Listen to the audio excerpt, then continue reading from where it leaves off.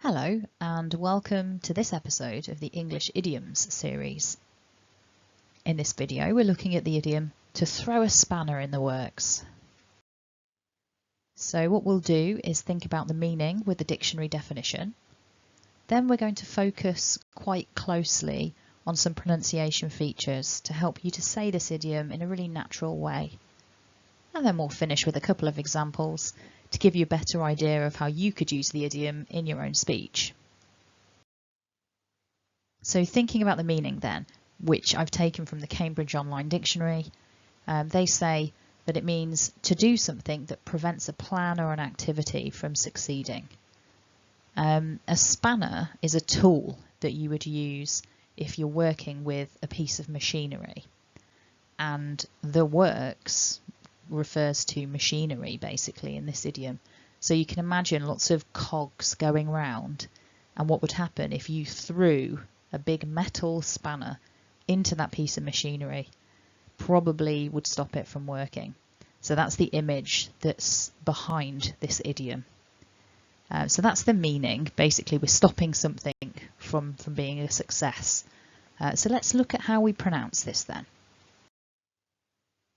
So there are actually 5 things that we need to notice with the idiom to throw a spanner in the works. The first thing, as often with an idiom that begins with the word to, is that we can pronounce that in the weak manner, to throw. There is a potential feature of connected speech because throw comes before the sound, thrower, so that can link together. And then because the word spanner begins with a consonant S, we weaken the So I wouldn't say a spanner, that would be a bit too much. A spanner, it's easier to say. And then we get this kind of linking R phenomenon at the end of the word spanner. For me as an English speaker of English, if you go to the dictionary and you look up the word spanner, the phonemic script will give you a very small letter R at the end of the word, and that's our linking R. So if I say the word spanner in isolation, I don't pronounce the R. But if it's followed by a vowel, like with the word in, we get this linking spannerin, spannerin. And then finally, because the word works begins with the consonant W, then we weaken our the. So we don't say the works, we say the works. So to blend all of that together, there's a lot to think about here, so don't worry if it's hard for you to copy initially. To throw a spanner in the works. So you might want to listen and pause the video and have a go yourself. To throw a spanner in the works.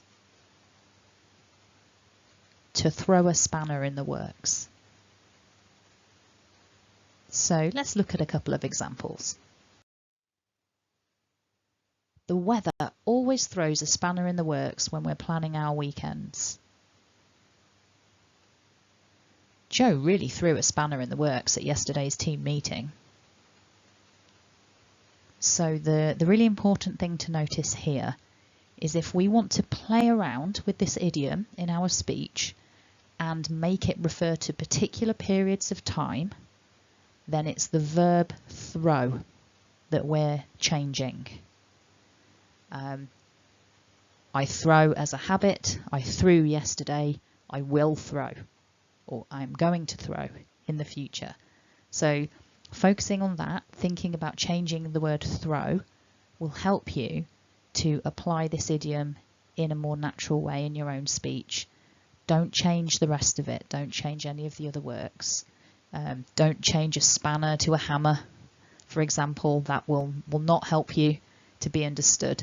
Just think about when the throwing happens, and that will help you to use this idiom in your own speech. So I hope you found that useful.